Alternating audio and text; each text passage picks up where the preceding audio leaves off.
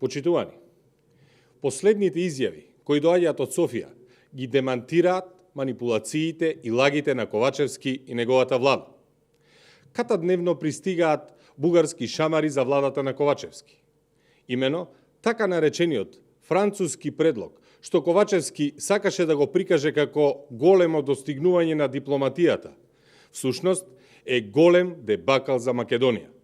А последната потврда за тоа е изјавата на бугарската подпредседателка Илијана Јотова, која изјави дека францускиот предлог е голем дипломатски успех за Бугарија и дека преку преговарачката рамка за Македонија се внесени бугарските позиции, за што им се заблагодари на европските лидери за разбирањето.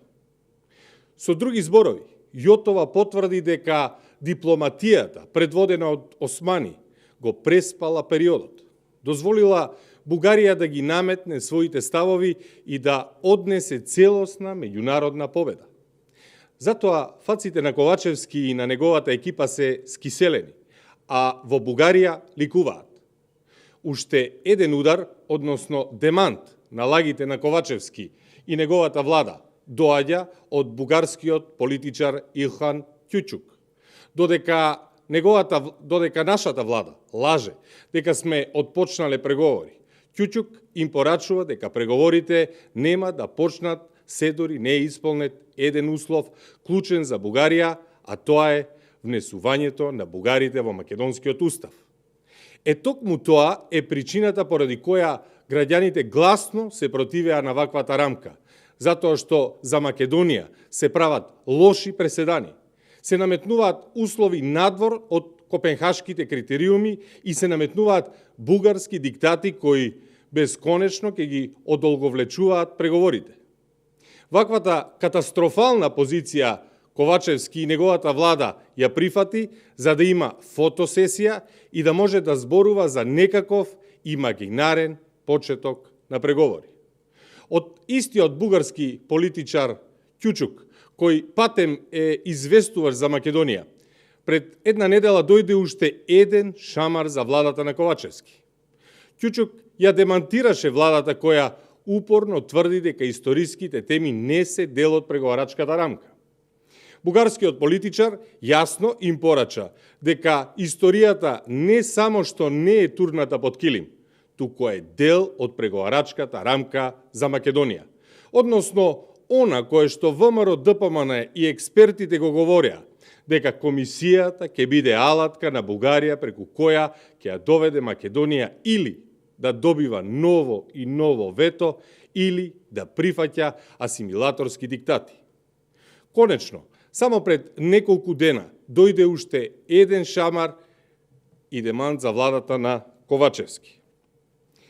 Измеќарите од владата тврдеа дека со протоколот се завршува подпишувањето на срамни и понижувачки обврски за Македонија. Но според службениот МНР на Бугарија Милков, во Софија се работи на нов писмен документ со јасни обврски и задачи за Македонија.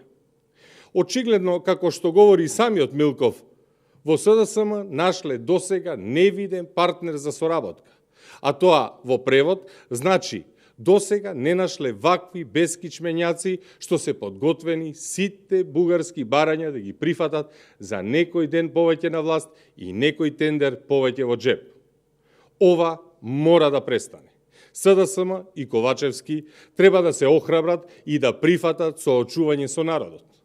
Народот треба да има право да каже што мисли за нивните погубни и предавнички политики.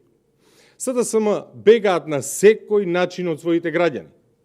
Може да бегаат, но не може да побегнат. Казната ќе ги стаса. Ви благодарам. Прашање? Јас имам две ако може. Значи, како прво знаеме дека денеска 21 година од подпишувањето на Охридскиот рамковен договор. Како цените вие како партија, колку е спроведен договор, колку ја постигна целта за која е подпишен?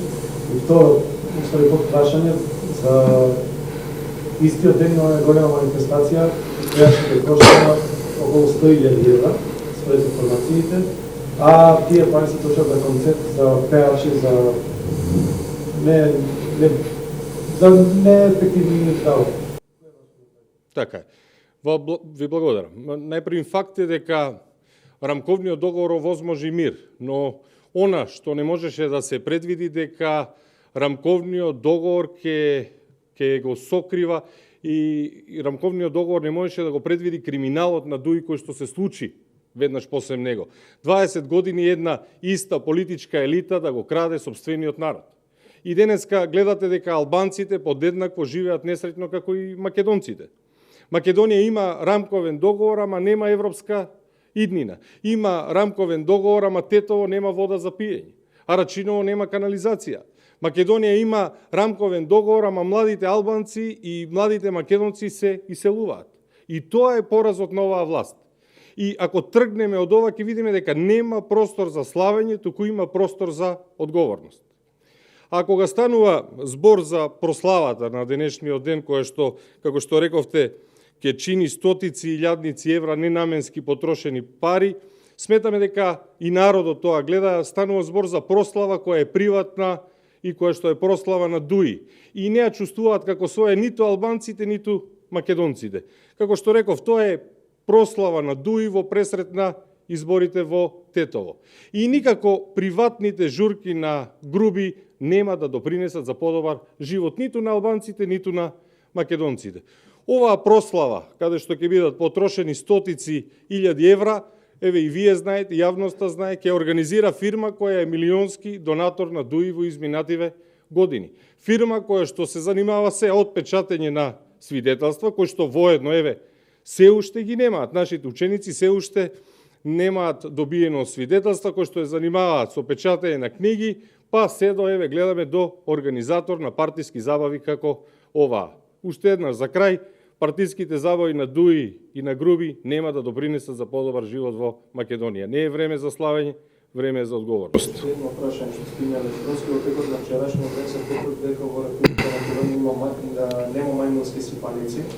Дали властите се подготвени за уште една епидемија или пандемија? Повторно апелираме во најбрз можен рок оваа неодговорна власт и министерот Беким Сали што поскоро веднаш да донесат протоколи за пандемијата која масовно се шири низ Европа и светот. Прашањето е кој ќе одговараше доколку вчера тестираниот суспектен граѓанин на Македонија беше позитивен и изминатите неколку дена ја ширеше оваа зараза. Среќа е што е негативен и затоа ни се потребни што поскоро протоколи од страна на здравствените власти и Комисијата за заразни болести.